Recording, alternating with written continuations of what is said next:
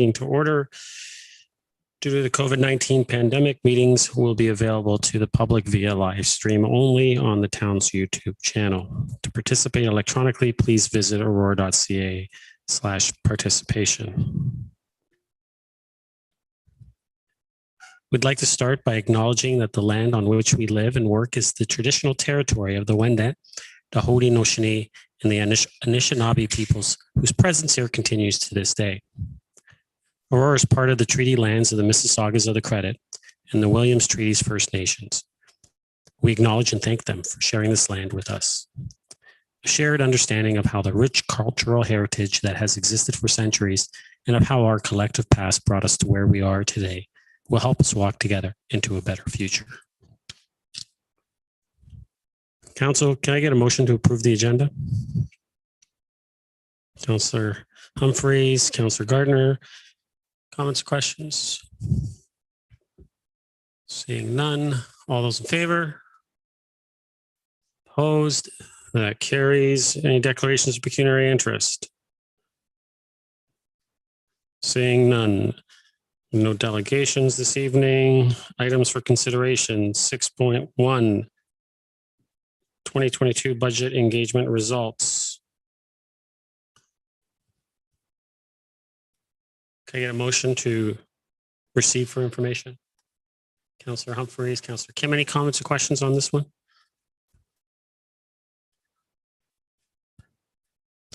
Seeing none, call the vote. All those in favor? Opposed? That carries. 6.2, 2022 operating budget, business plans and presentations. Our first one is 6.2.1, council administration. This is binder tab 6. We have a presentation by our CAO, Doug Nadarosny. Mr. CAO. Thank you, Mr. Mayor. Good evening, everybody. I'm pleased to kick off the 2022 budget review process. I will present the two smallest sections of the budget, the council operating budget and the office of the CAO. So let's take a look at council first. Next slide, please. Thank you. Here's the financial summary for the council budget as proposed in your binder. While this year is forecast to come in under budget, the budget does increase slightly next year to allow for an allocation of funding for economic development initiatives.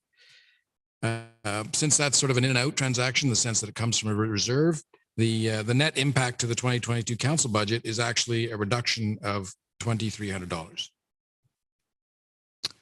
Next slide, please. In addition to the mayor and councillor salaries, there is only one FTE in the council budget, and that remains constant. When comparing this budget to the original 3-year budget, there is a drop in budgeted salaries and benefits to reflect council's decision last year to forgo a COLA increase in 2021. There is a slight increase in the allocation of photocopier expenses and the in and out allocation of the 100,000 that I spoke of earlier for economic development. Again, as a result, the net change to the council budget is a reduction of 2,300 from the approved 3-year budget. Next slide, please.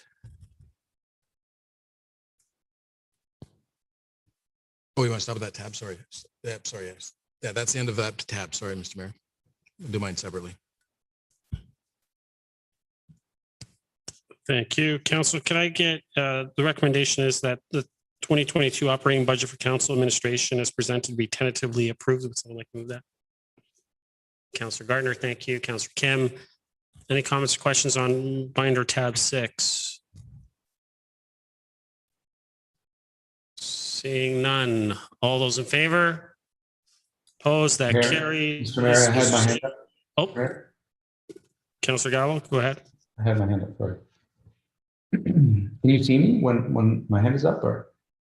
Normally when you put that hand up, your screen usually jumps to the top corner. Nothing jumped to the top corner, so I didn't see it. Just a quick question to Mr. Nadarosny about the economic development, $100,000. Can you just go through that with me? Why that would be part of our budget and not somewhere else in the town's budget? What is it? What's the uniqueness of that would be in our budget? Mr. Shale? Thank you, through you, Mr. Mayor. The reason that it shows up in the council budget is that none of that money can be spent without further council direction. And so any actual spend out of that fund would come to this council for you to allocate it. So it's notionally there as available for economic development initiatives, but we're not asking you to approve specific initiatives at this time. So they would come as a separate ask throughout the course of the year. Councillor? And through you, Mr. Mayor, how is it funded? Mr. CEO? To you, Mr. Mayor, there's a contribution to the Economic Development Reserve every year in the budget. Okay, thank you. Councillor? Thank you. Mr. CEO, Office of the CEO, 6.2.2, binder tab 7. Thank you. Next, through you, Mr. Mayor, I will review the Office of the CAO, which includes, of course, communications.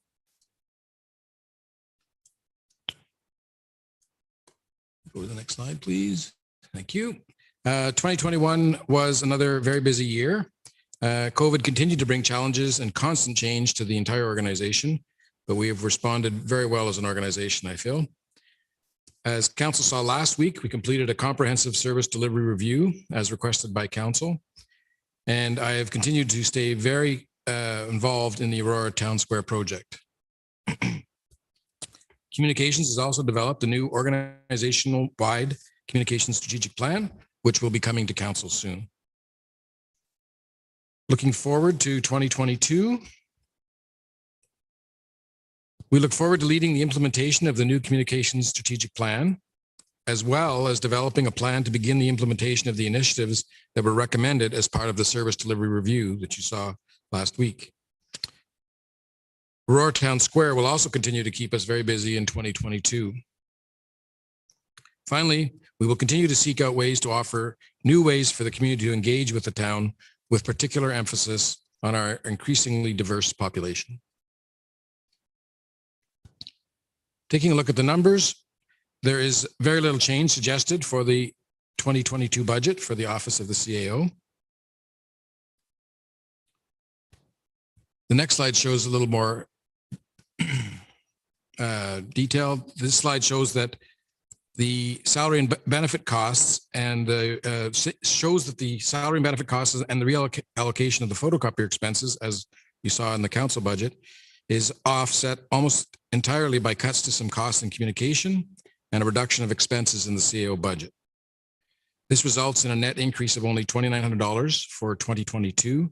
That's a deviation from the approved 3-year budget. Thank you, Mr. Mayor. Thank you, Mr. CEO. Council, the recommendation is that the 2022 operating budget for the Office of the CAO as presented be tentatively approved. Would someone like to move that recommendation? Councillor Kim, Councillor Humphreys, comments or questions? Councillor Gardner? Thank you. Could you, through Mr. Mayor to Mr. Nadarozny, could you just say it says key capital initiatives in 2022 includes studies which support the CAO. Could you tell me which studies those are, please? Mr. CEO?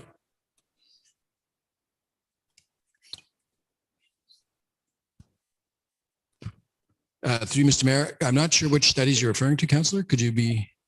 I have in my budget binder, page 7-6. Just at the before the 10-year capital plan, the page before, it says key capital initiatives in 2022. It's under the capital budget authority chart.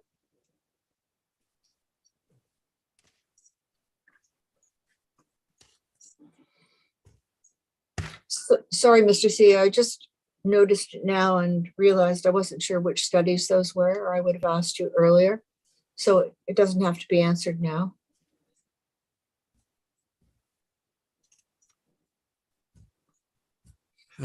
Through you, Mr. Mayor. So I will get more detail to you, Councillor, but I believe these are basically the studies that will be set out in the capital budget.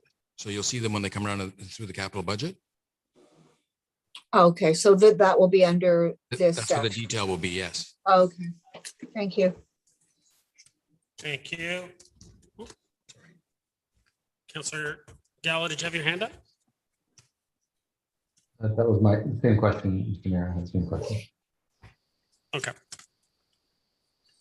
Thank you. Any other comments or questions? Seeing none. All those in favor? Opposed? That carries. 6.2.3 Community Services. This is binder tab 8. Ms. McDougall.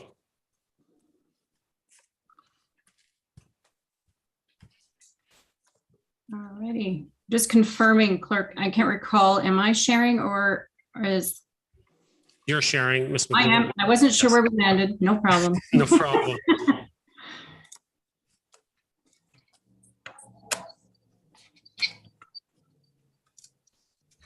Everybody see that? Yes, we do. Okay, thank you. So I'm going to go back to the beginning, apologize, that was at the end.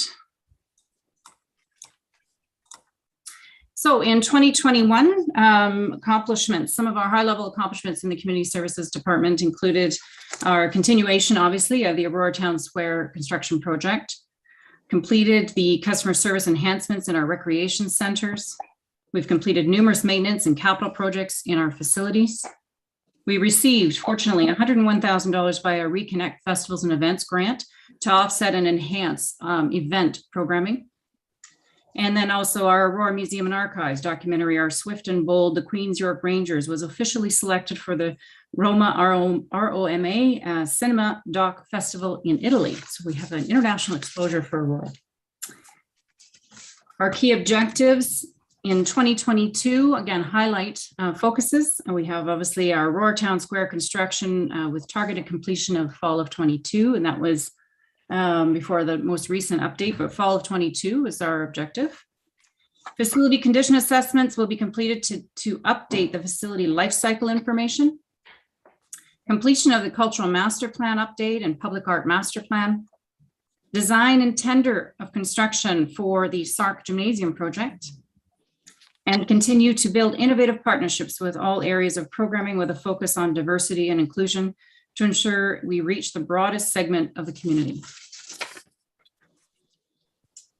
Our financial summary, obviously with COVID, we certainly have an impact in 2021, but obviously going ahead into 2022, that continues to be an impact on the community services budget. Fortunately, with the offset of our safe restart to offset those hits, I'll call it, it certainly has balanced us a little bit better, thankfully. And I'll go into a little bit more detail in a moment as to what some of those impacts were. Proposed budget changes to our 2022. This just lists a high-level summary of some of those general impacts or revisions to our proposal for 2022. Certainly, they're summarized here. If you have questions, please let me know. And continuing on, costs, these are just a summary once again of impacts and changes to our annual events proposal, as well as enhancing some of our additional or current events and adding some new proposals we'd like to consider. We obviously also had our sports dome come online with utilities, and then obviously some basic or minor variances in our expenditures and revenues to summarize.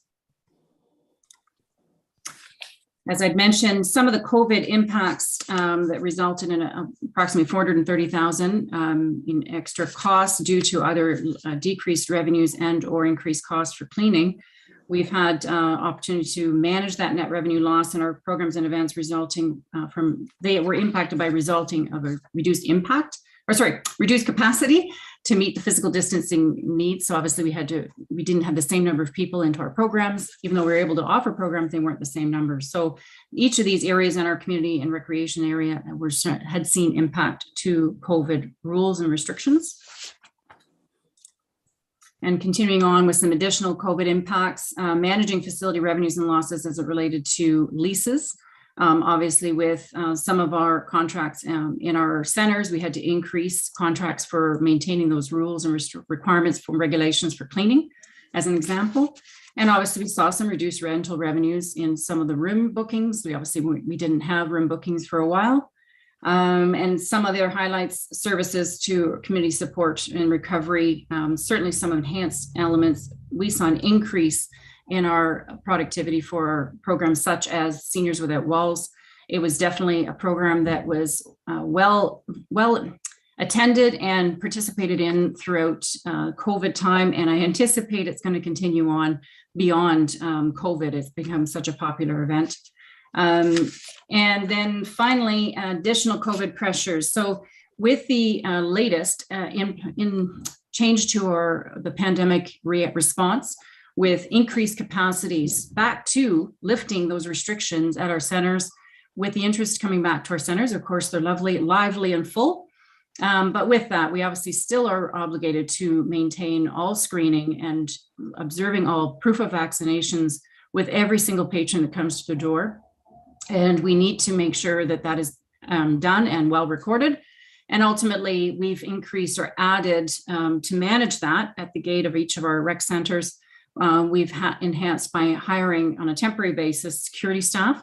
This is common throughout York Region just to manage this support, and it certainly provides an element of presence with the security team there. So this is an impact we will see into 2022, but we anticipate we could pull back if things start to ease off with the restrictions, but we certainly wanted to at least bring that to council's attention. But these costs would be recovered through the Safe Recovery Grant. That's it. Thank you. Thank you, Ms. McDougall. Council, the recommendation for 6.2.3 is that the 2022 operating budget for community services as presented be tentatively approved. Would someone like to move that recommendation? Councillor Humphreys, seconder. Councillor Thompson, any comments or questions to the presentation or to the binder tab 8? Councillor Gallo. For you to Mr. Stugo, the 2021 budget approved change. I just had a question about the 2 items there, as well as I guess you speak in the report about leases and it says adjustment to Yonge Street Properties lease revenue net of expenses, as well as Department of National Defense lease finalized and not included in 2021 budget. Could you go through those? Ms. McDougall. Thank you, Mr. Mayor. Certainly. So the Yonge Street Properties, the timing of those coming online in 2021, it was not when we were back in 2020, projecting out to 2021, we didn't have an anticipation of what those revenues would be. So that is now being captured as we identifying what's changed here in 21, and subsequently we'll be going forward. Similarly, for the Department of National Defense, not similar, but in this case, the lease that was to be extended wasn't finalized until the budget for 21 was already approved. So these are revenues that are now being captured in 21's year end. Councillor Gallo. And for you, Mr. Mayor, on page, I guess 8 of 4, it says changes to the multi-year budget. The proposed 2022 budget is $429,700 less than the multi-year budget approved last year. The main driver for this is the new and revised lease revenues. Is that those 2 items there? Ms. McDougall.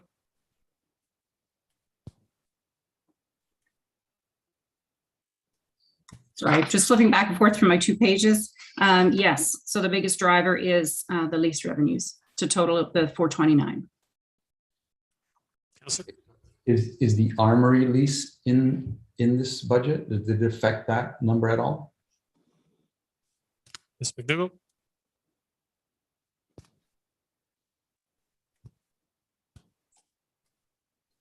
You're on mute. Apologize, I'm just capturing my note where I placed it.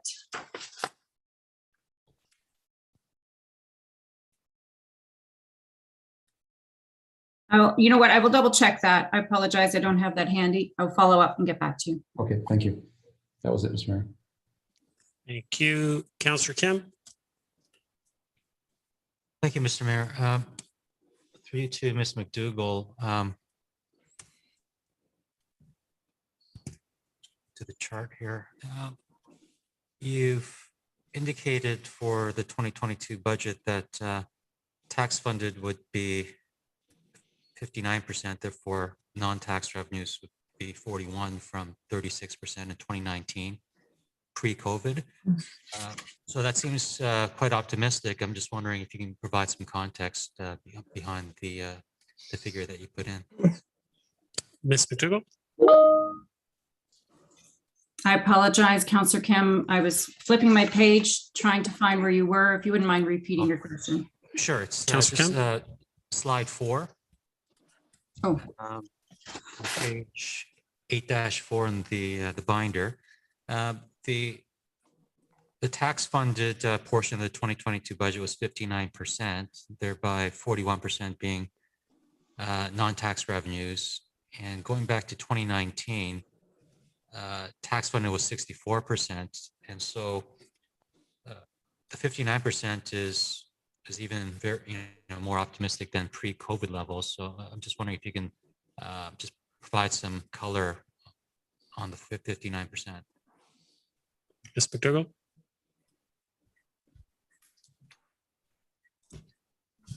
Just making sure my mute was off. Certainly with this, the project that, or the estimate, we are anticipating our revenues to go back up. Certainly with the interest in coming back to our facilities, yet even our expenses, we don't anticipate much change in the expense lines, but the revenue should go up.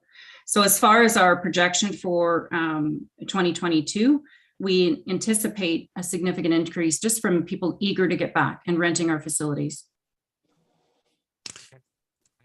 Thank you. Councillor Gardner? Thank you, Mr. Mayor. We're page accomplishments. It's talking about two public art, two murals, I believe it says. 2 murals in the downtown core. So one would be on Yonge and Wellington. Where is the other one? Ms. McDougall? Mr. Mayor, the other is the retaining wall, the project that we initiated at the beginning of COVID conversations with regards to either frontline staff or themed Aurora element. And so it is would be the retaining wall mural that we're speaking about. Is this the one near the church?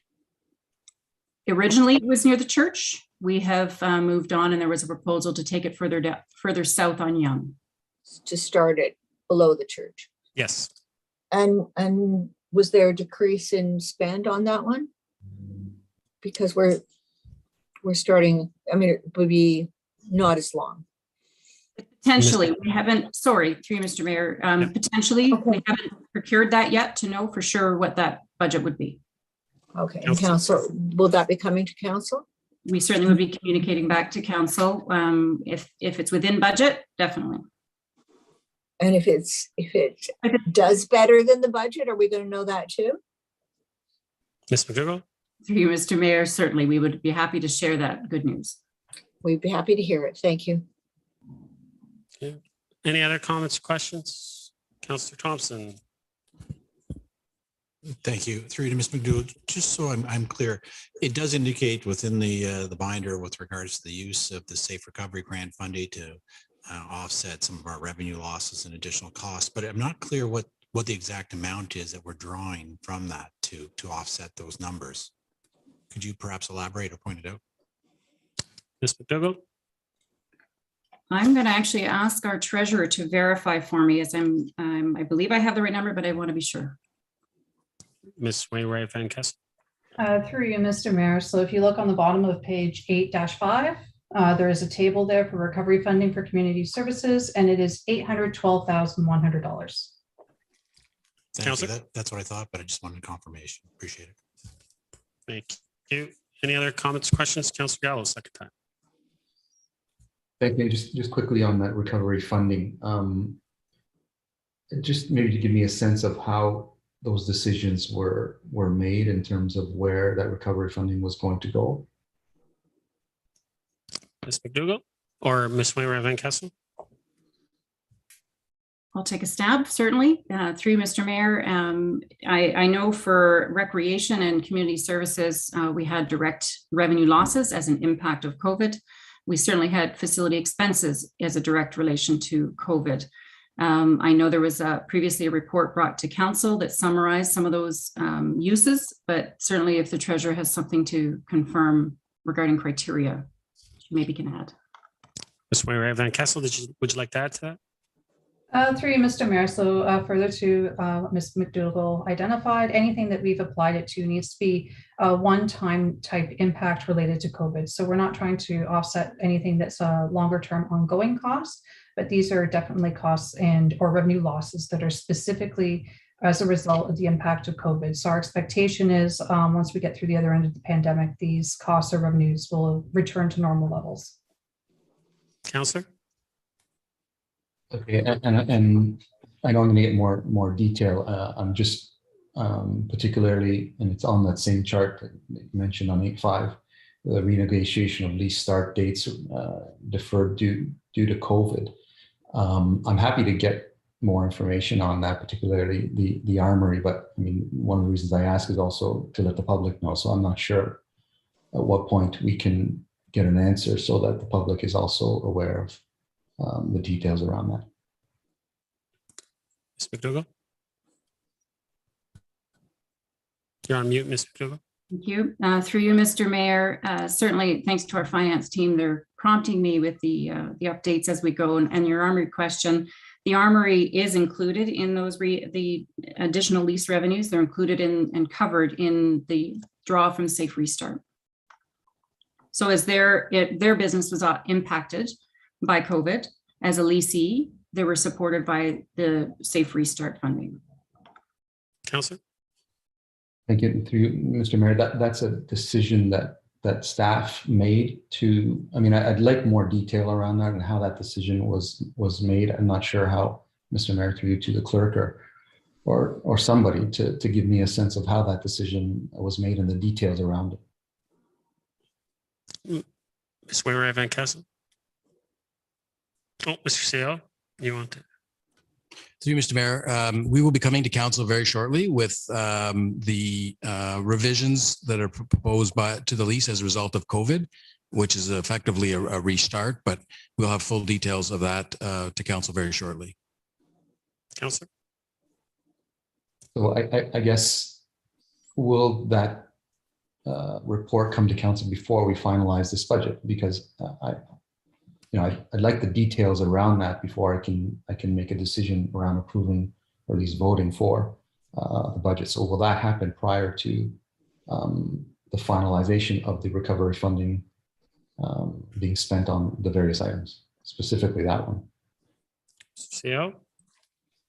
Through you, Mr. Mayor, we can certainly endeavor to do that. We have a busy closed session agenda, but I have committed to Niagara College getting this wrapped up as well. So it'll come very soon, yes. Councillor?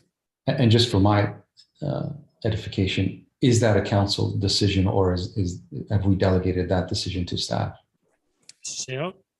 Through you, Mr. Mayor, the decision on a new lease with Niagara College would be completely in council's hands. Okay, so the recovery funding that we're proposing that would go in that direction, would that not be subject to council approving the revised lease? CO? To Mr. Mayor, the recovery funding that's been allocated to date would be a result of the armory not being able to get started as originally proposed. Council will recall that COVID hit, I believe it was 8 days into the official start, given the delays in the finishing the armory project and getting their liquor license and so on. So I think it was like 7 or 8 days that they actually ran before they were shut down completely. So it comes down to interpretation of the lease, because in the early stages of the lease, there weren't to be many payments made. That was an escalating lease over time. So the question is, when does the lease start? And that's exactly what we're going to bring to council. Councillor?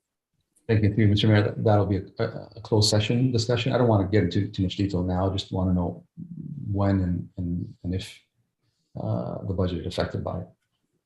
Through Mr. Mayor, yes, the initial discussion would be enclosed as we renegotiate, but as in the past, we did disclose the full details of the lease that ended up in place. Councillor? Thank you. I look forward to that discussion. Thanks. Thank you. Any other comments or questions? All those in favor? Opposed, that carries. Next, we have 6.2.4 Corporate Services, Binder tab 9. Ms. Van Leeuwen. Good evening, Mayor and councillors. I'm very happy to present our 2022 budget for corporate services.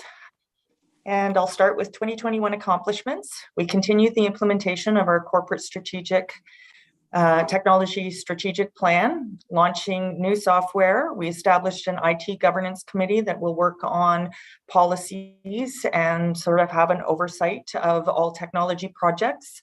And we've been partnering with the business units to better understand their needs going forward and provide support.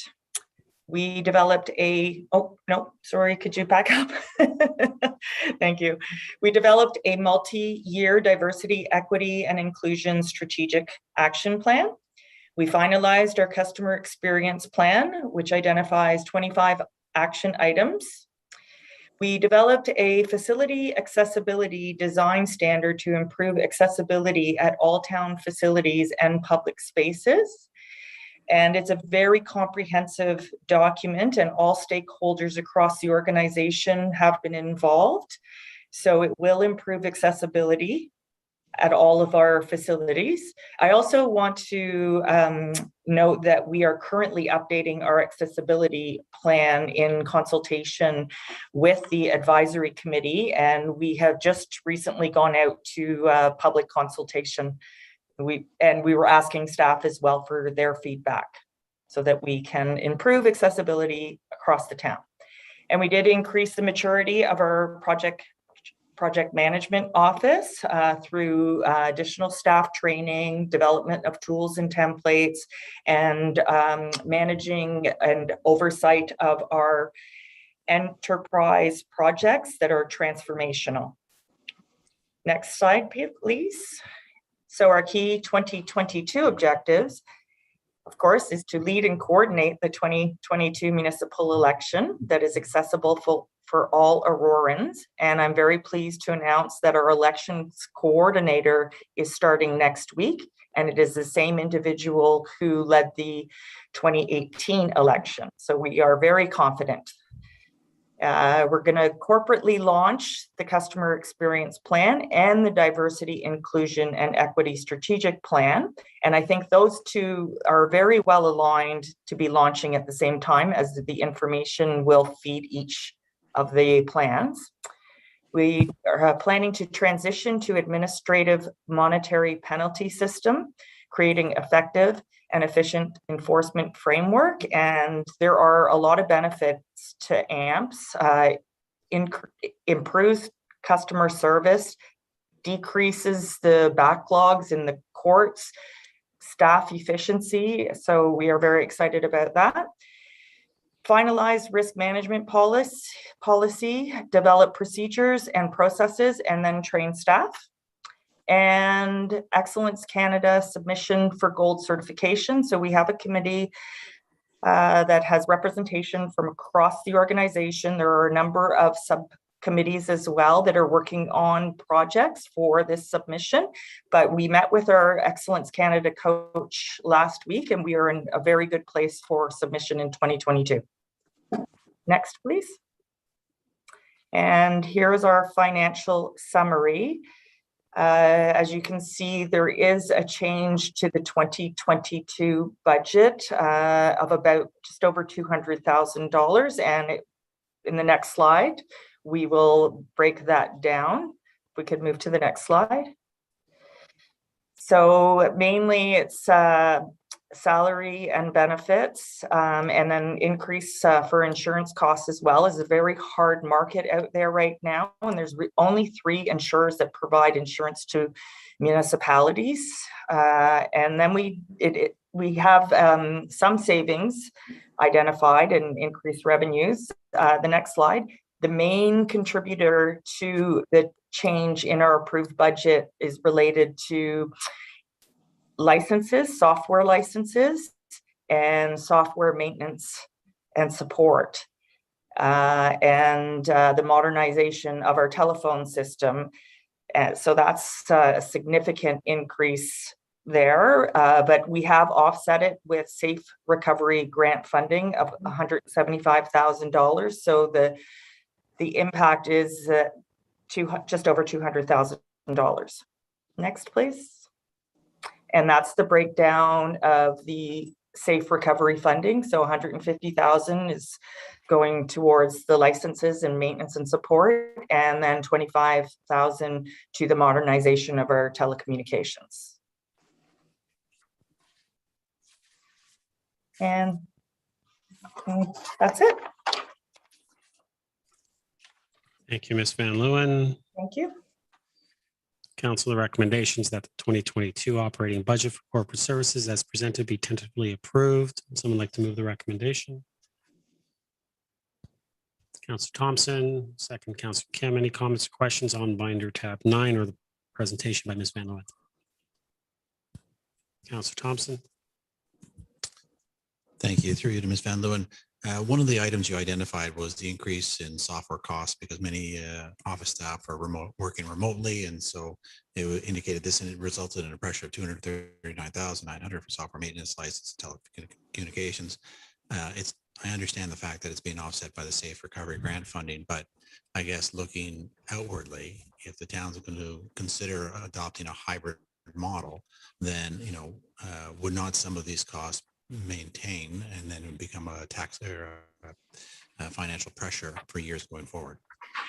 Ms. Van Leeuwen. Through you, Mr. Mayor, yes, this will be an ongoing pressure, but as we continue to implement new technologies, we will see increases in software licenses. And maintenance and support, there's been an increase in the last couple of years of about 15% in those agreements as well. So we will, I think, continue to see this pressure as we implement the technology strategic plan and new software. What IT is doing currently, they're meeting with the business units and they're doing what they refer to as a software sprawl to determine what software we can retire. So we may see an offset there slightly, but likely this will be an ongoing pressure. Councillor. Thank you. And I guess it's just a comment. When we utilize the Safe Recovery Grant funding to offset lost revenues, it's one thing because the belief is those revenues will come back in a future date. But if we're utilizing it to offset costs, and those costs may continue on into the future well after Safe Recovery funding is no longer available, then it becomes a budgetary pressure. And I just want to make sure we're not setting ourselves up for trouble down the road. Thank you for that. Councillor Gallo. Thank you, Mayor, for you to Ms. Van Leeuwen. Just if you could just go through the 2 new positions for me, that would be great. Ms. Van Leeuwen. Through you, Mr. Mayor. One is a business solutions analyst, and this was identified in the technology strategic plan, and is next year will be very critical, particularly as we will be doing a new financial system. So we want to make sure that we have that business solutions analyst to be involved in that project. And the other one is a legal articling student. And they are, the plan is that they will assist with the Ontario Land Tribunal.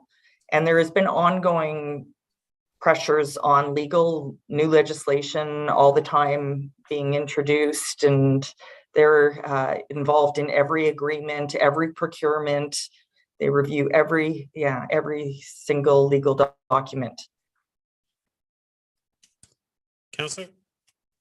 Is the legal one part of this or? Yep. Yes. So those are the 2 positions. Instead of, our thought is to hire a legal articling student as opposed to another solicitor. It's more cost effective, and they have a law degree. They just need to be working under a lawyer during that. I thought they were both on the first schedule, but I see that now. And the one, the first one was part of the corporate technology strategic plan. Through you, Mr. Mayor, correct. Okay, thank you. Thank you. Councillor Gardner. Thank you. Ms. Van Leeuwen, a lot of accomplishments. I'm not clear about the one that increased maturity of the project management office and the delivery of the enterprise and transformational projects. Would you be able to speak to that? Ms. Van Leeuwen. Through you, Mr. Mayor. So the increased maturity of the project management office included the development of tools and templates to create consistency across the board, additional training for staff so that they have a better understanding of our standard project management methodology. We have created a change management platform because change management is especially important when for new technologies, things like that, for example, our human resources information system impacted the entire organization. So change management is very important as part of that. And the delivery of enterprise and transformational projects. So this is where at ELT, we identify what those enterprise projects are.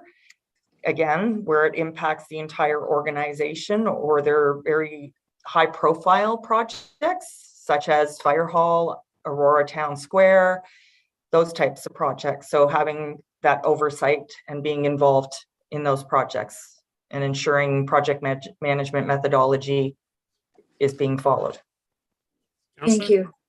The E on enterprise it's capitalized. So is this what these projects are called? Enterprise projects? Ms. Van Leeuwen. Through you, Mr. Mayor, correct.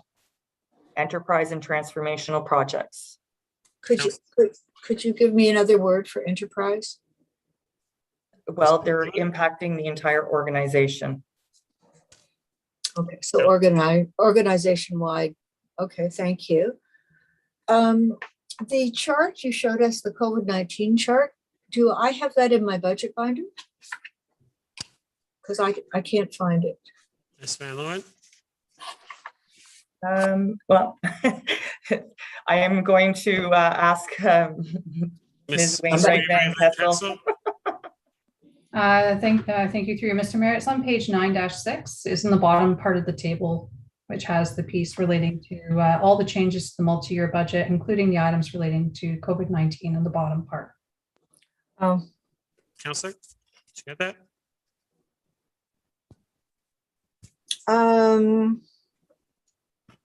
no, I don't. 9.6. No, I have 9.6. So it says changes to the multi-year budget goes down through election savings, bylaw revenues, IT, advancement of and adoption of corporate technology, annual software, and then it goes.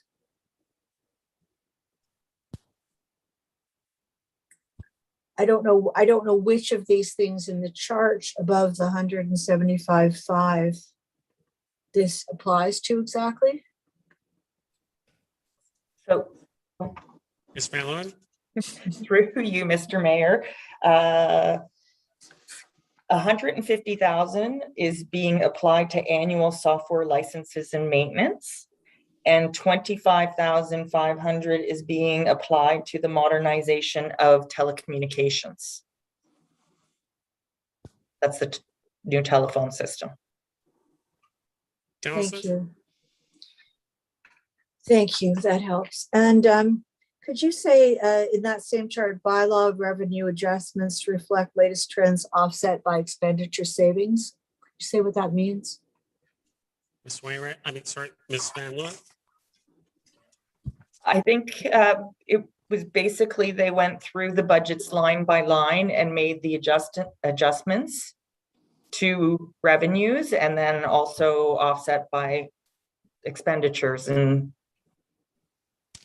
so it's multiple line items. Councillor? I just didn't, thank you, that latest trends, so that's what's has been happening in the last year, the trends with bylaw revenues. Ms. Van Leeuwen? Through you, Mr. Mayor. Yes.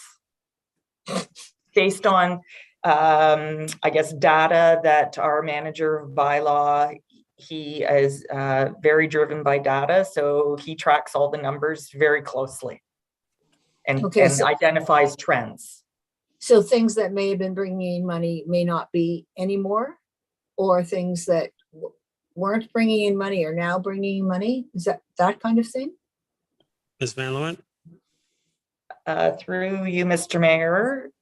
Yeah, I guess possibly. I'd have to go through line by line. Maybe you Ms. could just, Wainwright Van Kessel has her hand up, I see. thank you. Ms. Wainwright Van Kessel? Through you, Mr. Mayor. So each year when everyone goes through and does their budget, they look at the history of some of the revenues and how they're trending year over year. Some decline or some are increasing. So when bylaw services went through this, there were some revenue items that increased and some that decreased because they were getting reclassified into different revenue accounts. And these are all a bunch of very small, minor changes. So there's no one big thing in there. It's a matter of, okay, well, this revenue is being offset by this other one. So it's just like moving dollars between a few accounts. It's not anything major that's happening or major change to the business. Councillor? Okay, so it's more moving things around or different classifications. Okay, thank you. Thank you. Thank you. Seeing no other comments or questions. Call the vote. All those in favor? Opposed? That carries. 6.2.5 Finance. Ms. Wainwright Van Kessel. Okay. Thank you, Mr. Mayor. Just confirm you can see my screen. Yes. we can. Yes, Right. So please present to you the budget for the Finance Department. So our accomplishments this year, there's been many things that have happened. One of the biggest things that we have brought forward was the fiscal strategy, and the strategic action plan recently came forward to the Finance Advisory Committee. We also updated the development charge study for the recent changes to legislation and the regulations. We've completed the first phase of the second generation asset management plan. And we also currently have out for bid a RFP for a new financial system. So this is a major milestone that we just recently hit. And we're looking forward to receiving those bids in the next few weeks. And we've also made some progress on procurement modernization as well. In 2022, a lot of this is continuing on. So we'll begin to implement and we'll be awarding and implementing the new financial system.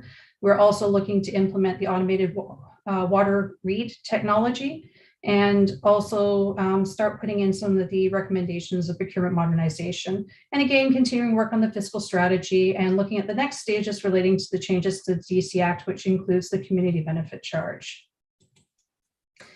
The finance budget really hasn't changed much when you compare the multi-year budget. So 2022 in this year's budget to last year's, we're about $900 difference.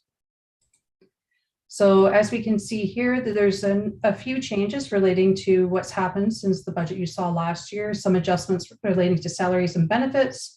The photocopier charges, finance is a bit on the receiving end of some of the benefit where some other the departments are actually seeing some increased charges. We do have increased revenues that we're seeing for tax certificates and property ownership changes. So we're able to increase those revenues a little bit. A number of various minor adjustments, which results in $5,000 in savings.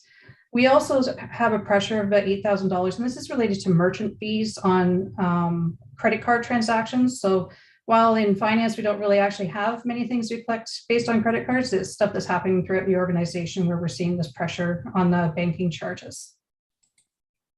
And that is the end of the presentation. Looking forward to questions. Thank you. Council, the recommendation. is that the 2022 operating budget for the Finance Department as presented be tentatively approved. Someone like to move that recommendation? Councillor Humphries, seconder, Councillor Thompson, Councillor Gardner, the binder tab or the presentation? Go ahead. Binder tab 10. Sorry.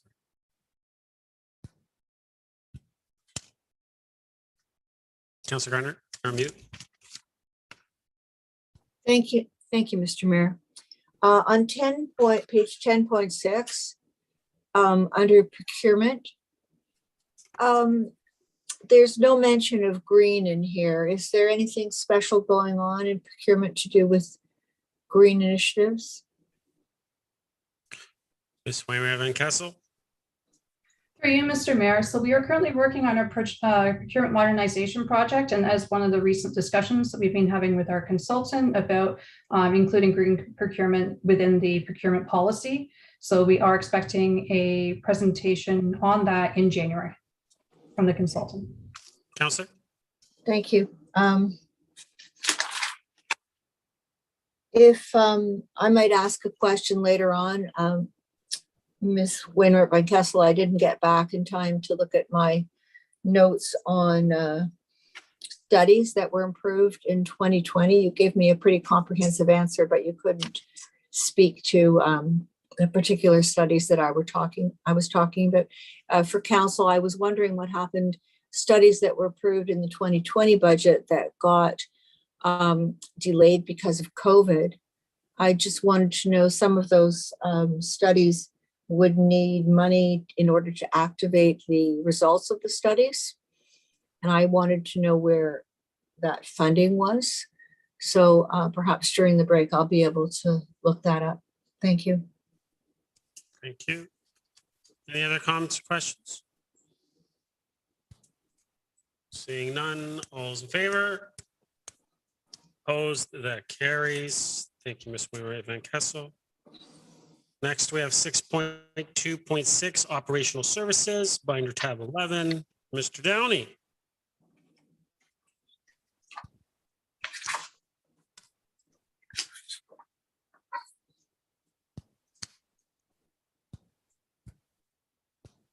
Mr. Downey.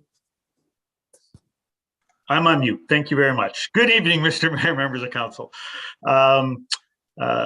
2021 was a busy year. Our main focus was to make sure we continue to provide services to the community.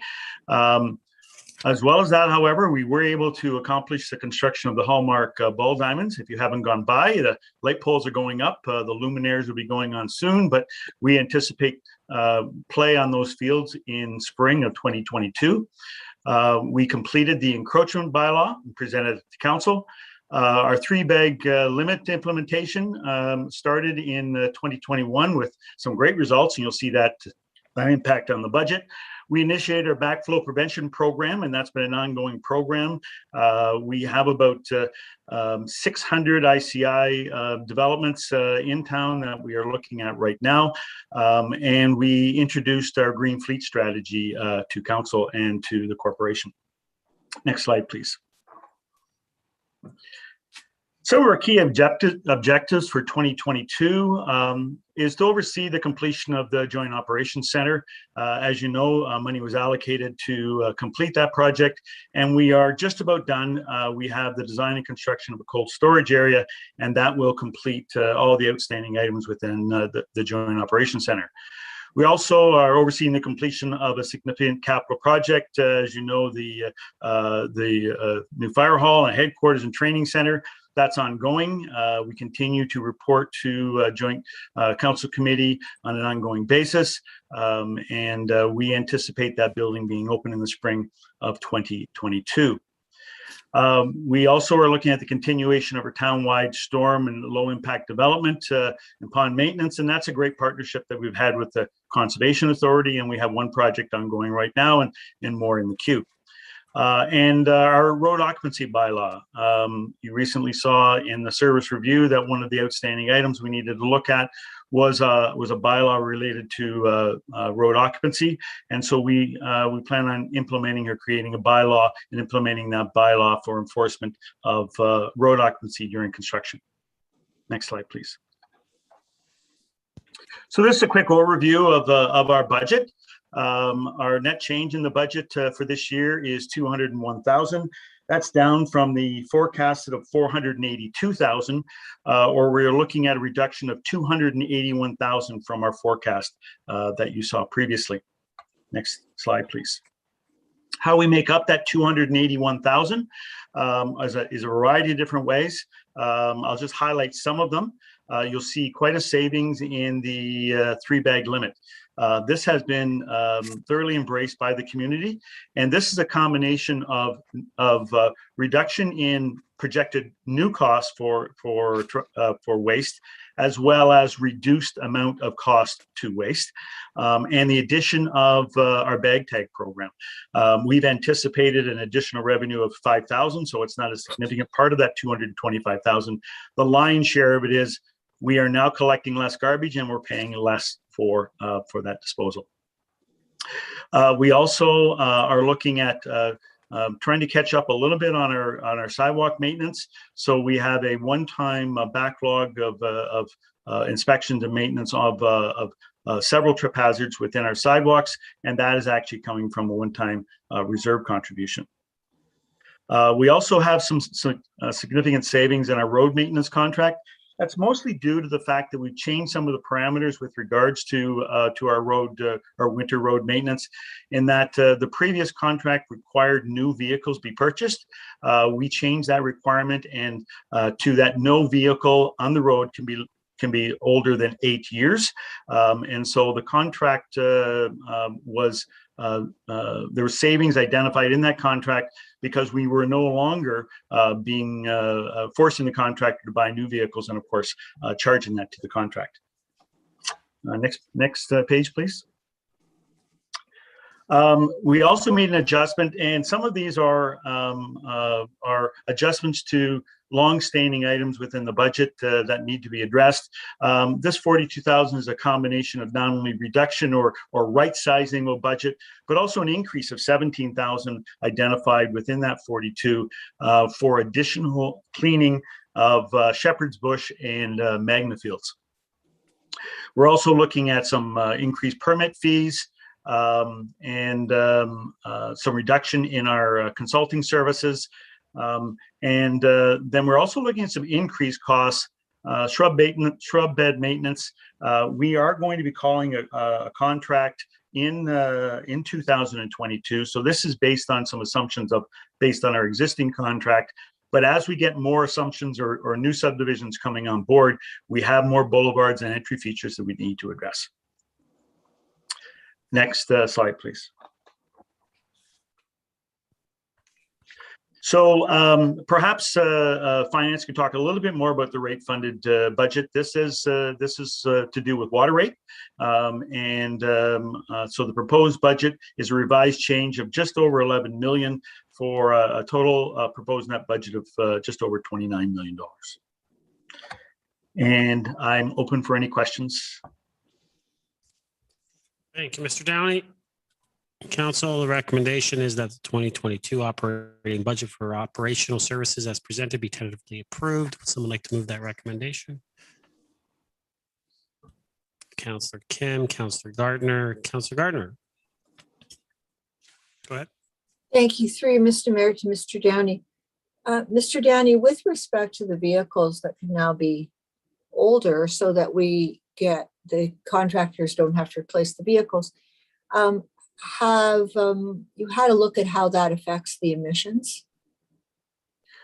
So through you, Mr. Mayor, the contract does not deal with emissions. We are not looking at putting that as a parameter with regards to the contracts. We don't do it in our construction. We don't do it in our construction contracts either. So our main focus was that we took a measure on saying, why do we need brand new vehicles? We find that if it's a 7-year contract and it's the same vehicle, at the end of that contract, those same vehicles are on the road. Why would we start with brand new vehicles? As long as the vehicles that are out there plowing and continue to be well maintained, we should do fine with vehicles that are no longer older than 8 years. Councillor?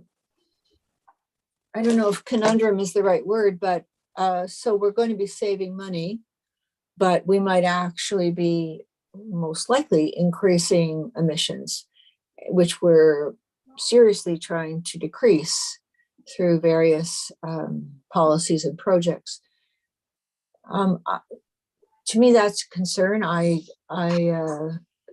Speaking to the green aspect, and I would think that those vehicles would have to pass emissions tests at the very least, and that we should that's something that we should insist on, because it's fine to save money, but then cause more damage to the environment. That doesn't sit well with me, and I don't think that's what we're trying to accomplish we're always trying to save money, but we're trying so hard to deal with climate change. So could you comment on that, please? And then perhaps you, Mr. Mayor?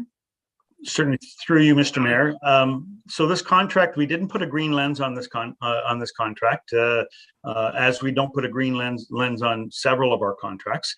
I can assure you that the vehicles that are on the road have been emission tested, and so that they are not putting out any more emissions than they are supposed to.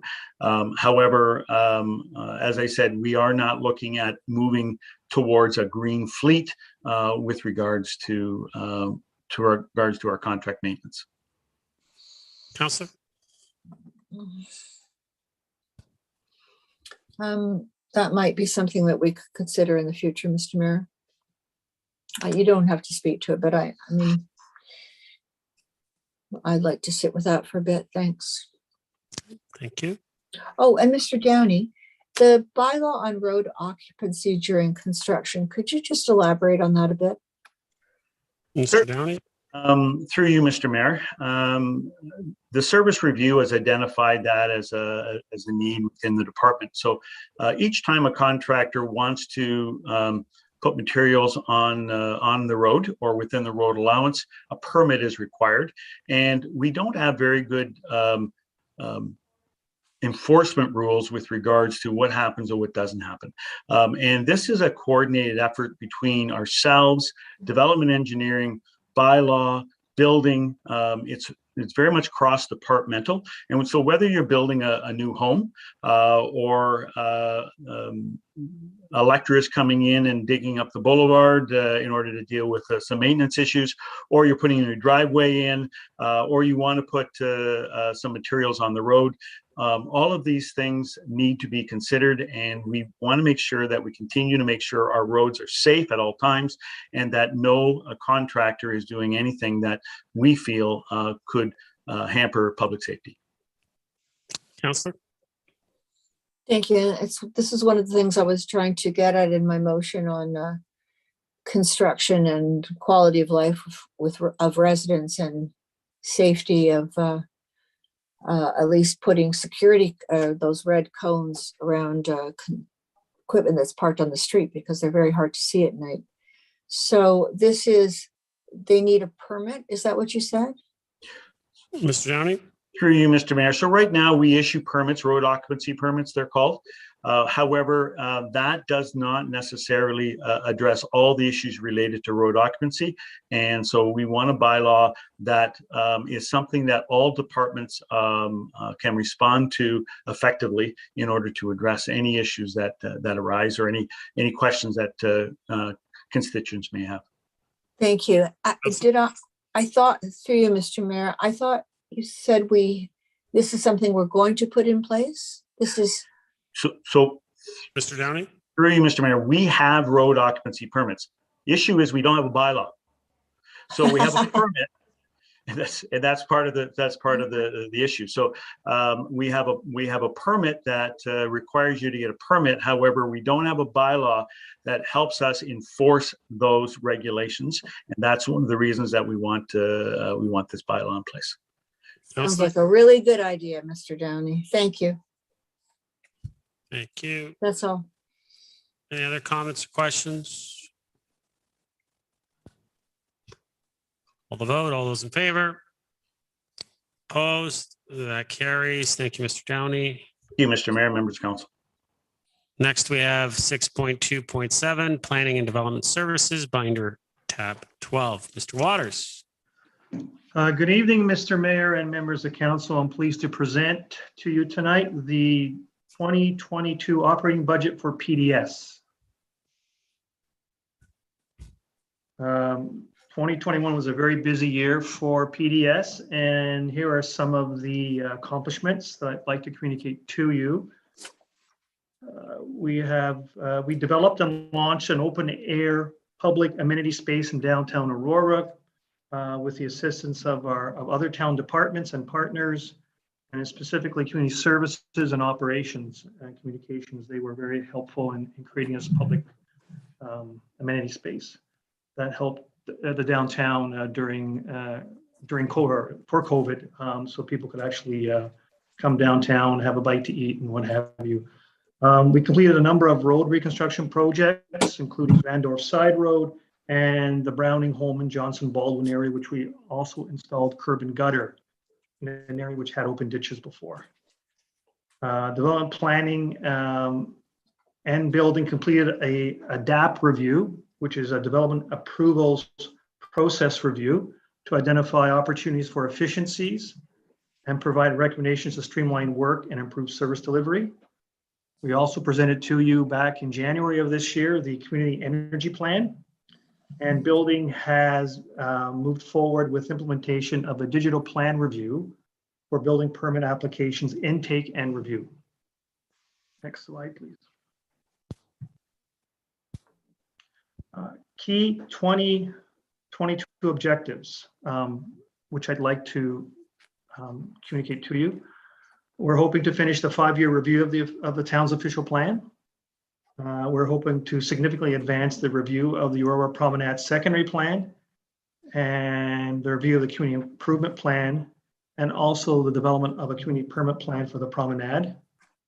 We're hopefully going to finish the comprehensive review of the town's municipal heritage registry and identify those properties of designation under the Ontario Heritage Act.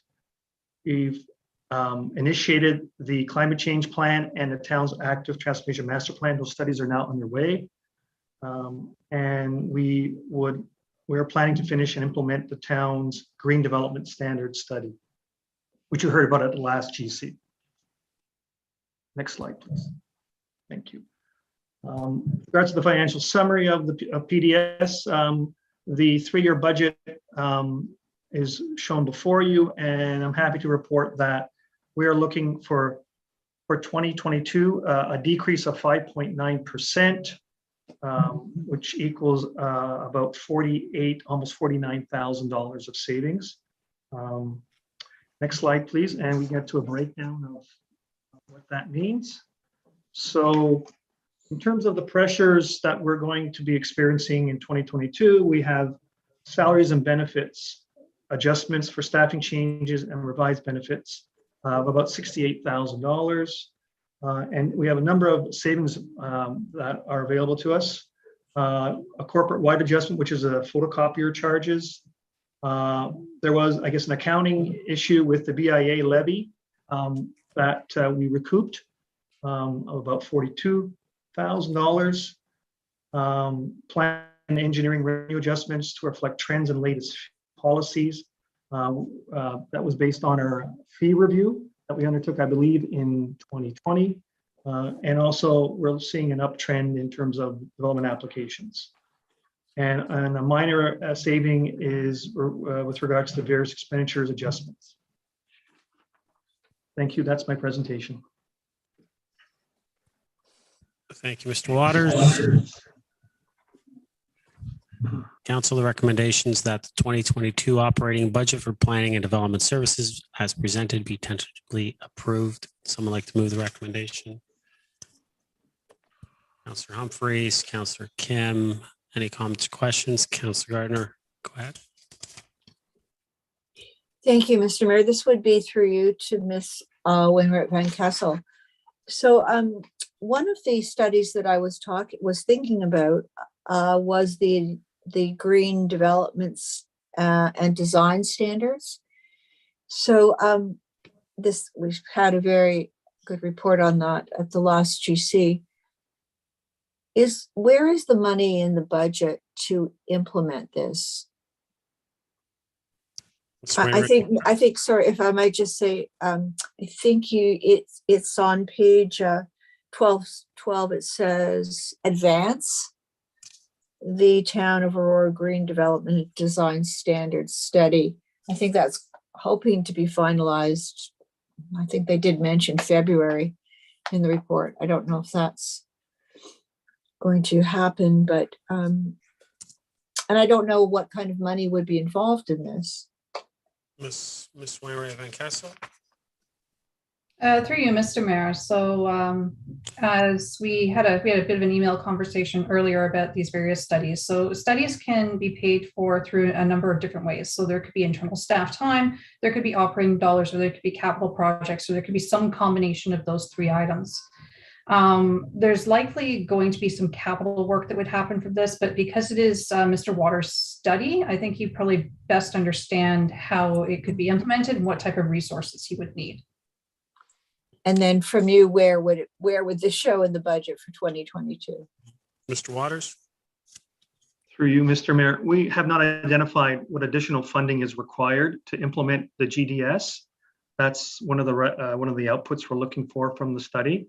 And if I recall, through you, Mr. Mayor, Council, I believe Council may have approved the capital budget for this in 2019, about $50,000. But it did not get started until mid to late 2020 after we went through the recruitment process. Thank you. And thank you. As many things with COVID were delayed. I thought that 50,000 was just for the study. Anyway, Ms. Wainwright Van Kessel, maybe Mr. Waters, maybe someone can provide more information on this. I'm not saying right now, but as soon as you can. Thank you. Mr. Waters? I see him nodding yes, Councilor. Yes, I saw that too. Okay. Thank you. That's my question. Okay, thank you. Any other comments or questions? Seeing none, call the vote. All those in favor? Opposed? That carries. 6.2.8 corporate revenues and expenditures. This is binder tab 13. Ms. Wainwright Van Kessel. Thank you, Mr. Mayor. So this is basically the place where everything that doesn't fit in a specific department ends up landing. So this is things that cannot be attributed to one business unit or another. So the corporate revenues and expenditures budget, there's been a bit of change in here. There's a number of things that get housed in here. In the 2021 budget, we housed all the COVID grant funding, the use of it in this budget. In the 2022 budget, we're actually putting those directly in the departments, as you saw in community services and in corporate services. So this budget has changed by about $132,000. And the changes that relate to this budget include, there's some minor adjustments at top level for salaries and benefits. So it assumes assumptions for gapping, for new and existing positions, any adjustments to benefits rates that we may have. We have taken out the remaining $19,100 that we had for a multi-year budget contingency, as we have used that to offset some of our pressures. We've also reduced the assessment losses because the assessment reassessment has been deferred, and I think it's getting deferred a little bit longer based on some latest information we've seen. We've also done another analysis at looking all at our costs to see what should and should not be recovered from water and building services to true those up. So that's been another $21,800 savings for the tax budget. And we did make an adjustment to draw a small amount of money from the tax stabilization reserve. As we reported to Finance Advisory Committee in early October, we were expecting assessment growth to land around 1.2%, and the budget ended up landing at 1.1%. So this was just a minor draw that we pulled in to be able to cover that. Based on what was in the queue, we think that we should have achieved the 1.2%. It didn't get there, so it's just being delayed into the next year. So this is only a one-time draw from reserve, and we'll only pull the money should we actually need it. And that is corporate revenues and expenditures. Thank you. Council, the recommendation is that the 2022 operating budget for corporate revenues and expenditures as presented be tentatively approved. Would someone like to move that recommendation? Councillor Humphreys. Councillor Kim. Any comments or questions? Councillor Gallo. Just one quick one, Mr. Mayor, for you. On page 13.4 at the top, penalties on taxes. I'm just curious to see historically if those numbers have increased significantly. Like, do we have 2019 or on a normal year? What type of revenue to receive from penalties on taxes? Through you, Mr. Mayor. Ms. Wainwright Van Kessel.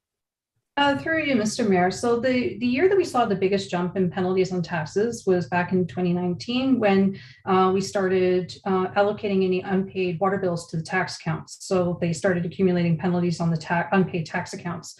We have seen it's been fairly stable. It's been about the 1.4 to 1.5 million, but this is not regular revenue. Like, this all depends on how good people are at actually paying their tax bills. And ideally, we'd like people to pay on time. So we're fairly confident that we can achieve the 1.4 million that we have in the budget and plan for this for 2022. Councillor. Thank you. I'm just trying to get a sense that, is people struggling, and has this gone up significant because of pandemic, the situation that we're in? Maybe a 2018. I don't know how to compare if something changed in 2019.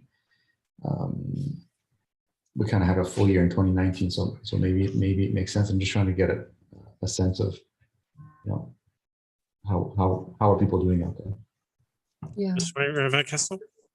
Through you, Mr. Mayor. So our 2020 year was very difficult to do a comparison on because we had different timing of when our tax bills at the end of the year were due. And we did have a couple of months where we deferred our tax payment deadlines as well and did not charge any penalties during that period of time. So it did have an impact on our overall tax penalties in 2020. So it's a little difficult to tell how we're really trending because we only have 1 year of relative history and it's not enough to really create a true trend. I am confident, though, that what we have here in the budget is reasonably conservative and we can achieve the 1.4 million. Councillor. Thank you. No, I'm not concerned about achieving it. I'm just trying to get a sense of has it gone up based on the economy and what's going on? That was it. But if we don't have the data, I guess we'll have to wait till next year to get a better sense. Councillor, and I'll just add, Ms. Wainwright Van Kessel can clarify if I'm mistaken, but from a regional perspective, everything seems to be at the same pace. It doesn't seem like the majority are struggling. Actually, quite frankly, it's quite opposite from what the region has put out. Is that most people have been able to actually their savings have grown over the past 19 months in the majority. And that might not translate the same for the town of Aurora, but I'm just giving you a perspective that's been discussed at the region.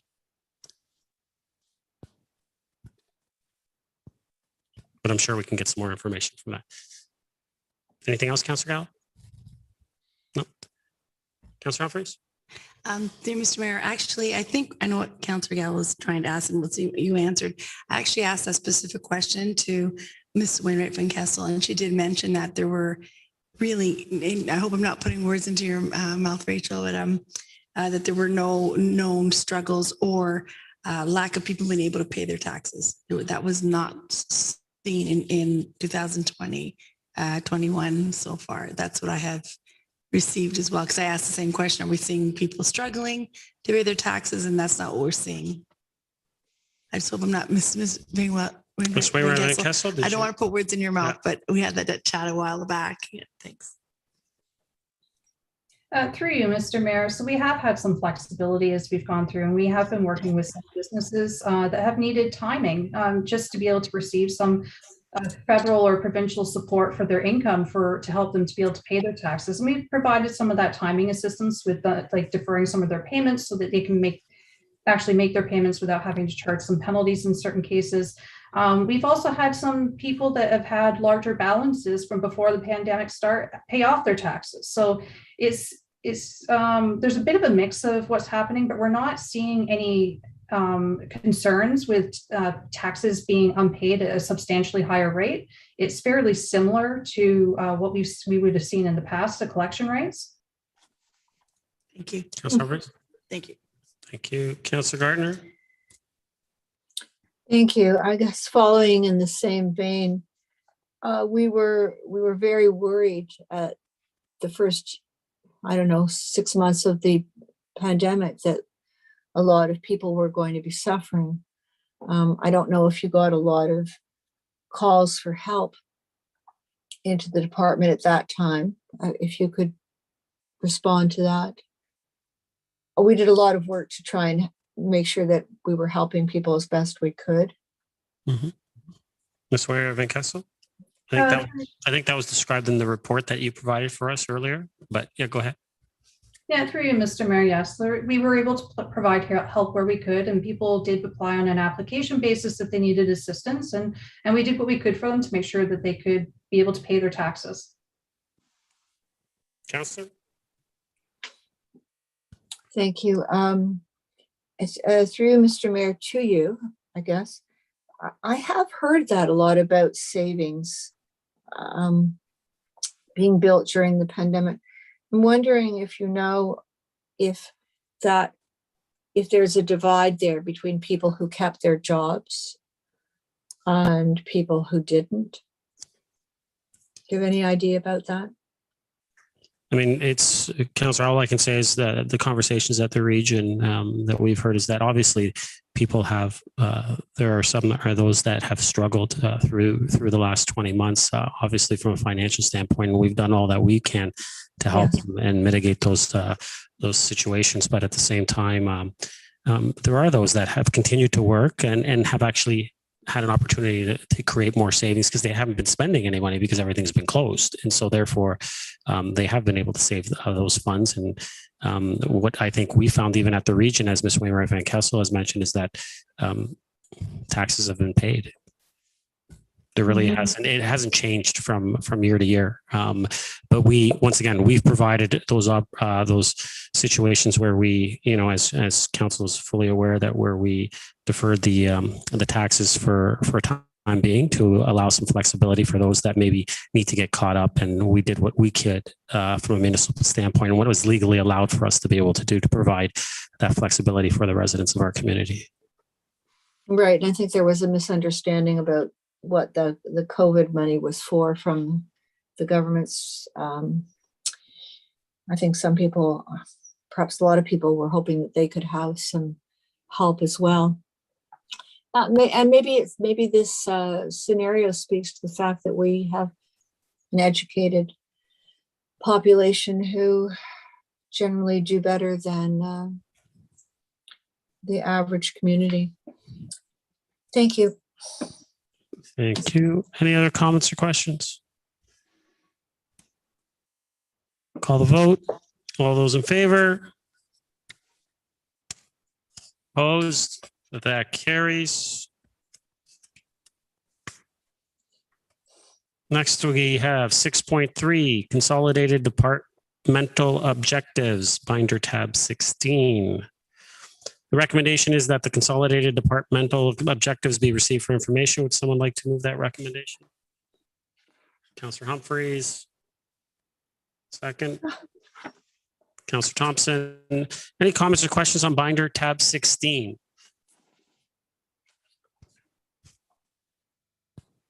Seeing none. Oh, Councillor Thompson, sorry. Last second there. Thank you. Really, I guess just a question to Mr. Nadarozny, our CAO, in terms of the format.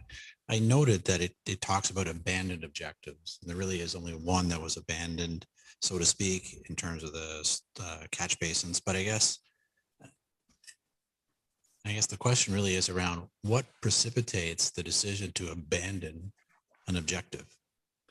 I just found it curious that it was in the report in terms of the terminology that we're abandoning objectives. And so I guess, how does ELT or yourself go about determining whether or not to abandon an objective that's been set out previously? CAO. Through you, Mr. Chair, it really is just an opportunity to identify the fact that the objectives that we've set out, none of them have had to be altered. There is the possibility that over time, the environment could change or some other block could come up and we would make a business decision to abandon the objective, either for the short term or more permanently. Often those things would be communicated to council in some form anyway, but then for the purpose of this recap, we just wanted to clearly identify that that hasn't occurred. Councillor? I was going to say, I did only notice one abandoned objective throughout the whole. Yes. Any other comments or questions on this one? Councillor Gardner, go ahead. Thank you. Could Mr. Downey, I suppose, speak to this abandoned project? It's not exactly abandoned. It's I think we're going to try and move it in-house. So I don't really know if, but could you just speak to that a little bit more, because this is an important catch basin effluent. It's important what we're catching in that catch basin and what kind of treatments they need. Mr. Downey? So through you, Mr. Mayor, thank you. As you know, we were having some issues with regards to disposal of the effluent that we collect from catch basins. And so we did some research to see if we could find a company out there that was dealing with this issue and assist us in dealing with this material. So we had contacted a company that said that they had something that they thought would work. So we brought it to the Joint Operations Center, tried it out, and unfortunately, it actually did work, but it couldn't work in the volumes that we had. Just too great of volumes. It was an interesting concept, but it was for something that was not creating the volumes that we were as part of our project. We then reached out to, or I then reached out to our N6 partners to find out if they've determined if there was anything out there that they knew about, and unfortunately, no. I had contacted the region and I was discussing this option with the region and perhaps thinking there could be a regional facility or looking at a regional facility. I did some research on the internet and there are dewatering devices in the States or apparatus that helps with dealing with the separation of the solids and the liquids. However, it is not transferable to Ontario. I talked to the ministry and they had no guidelines to assist us in the development of such a facility. So I kind of went as far as I could to try to figure out who I could talk to and who I could speak to about this particular project. And unfortunately, there doesn't seem to be at this point a solution to the problem. Doesn't mean I'm going to totally give up, but the project that we had originally identified and presented to council could not move forward, and so we abandoned it. Oh, thank you. Can you give me an idea of actually what's in there? What's in the effluent? Well, that's part of the issue. So part of the issue is that just the identification of what materials are in the liquids and what materials are in the solids, how you would then dispose of those, how you would deal with the testing of those, what would you do with the materials while they were in storage, and how would you protect them? There's a myriad of things that would we had to deal with, as well as then once you had that material, how do you transport it? Is there specialized vehicles, that type of thing? And then finally, where would you transport it to? Who would actually accept this material? So it's a number of factors that went into the decision that we have decided not to move forward with this, and we have gone back to hiring someone to take this material away in sealed vehicles. Councillor? Thank you. It sounds expensive, but well, thank you very much for trying. As I've said in the past, Mr. Downey, you have an interesting mind. Thank you. Thank you. Anything else, Counselor? No. Thank you. Any other comments or questions on this one? Call vote. All those in favor? Opposed? That carries. Can I get a motion to adjourn? Oh. No. There's nothing else. There's no items left on the agenda, Counselor. I have a, may I just ask the CEO a question about, that I forgot to ask during his presentation? I will allow some latitude. So yeah, I'll allow for one question. Go ahead, Counselor. Just because we're done early. So go ahead. Well, Mr. CEO, we're done so early, Mr. Mayor. What is language training? Mr. CL, language training. Through Mr. Mayor, if you could direct me to the reference. Counselor, which page? Okay. It's in your CAO section. And I have no idea because I didn't put the page number down. But Eliza knows. It looks like I'm going to get Eliza to answer. Ms. Bennett. Ms. Bennett, go ahead. Through you, Mr. Mayor. It's plain language training. So this is the purpose of that is to provide training to staff on accessible language for the language that we use to speak to residents. So to make sure that we are using accessible language that is easy to understand instead of jargon type of language. Thank you. And if I remember correctly, we're supposed to use about a grade 6 level of language in order to make sure I remember that correctly. That's for the Toronto Sun, Counselor. And if you would just let me clarify something, Mr. Mayor, 2 things. Well, when I said Mr. Downey has an interesting mind, what I meant was he's, as I've said to him, he's very good at solving problems. And he certainly did his best in this case. And with respect to Aurora having a fairly educated population, one of the reasons perhaps we didn't have so many problems collecting taxes is because we're not providing any low income or maybe even middle to low income housing. We're providing very little. So I just want to note that. Thanks. Thank you, Counselor. Can I get a motion to adjourn? Counselor Thompson. Counselor Humphreys. All those in favor?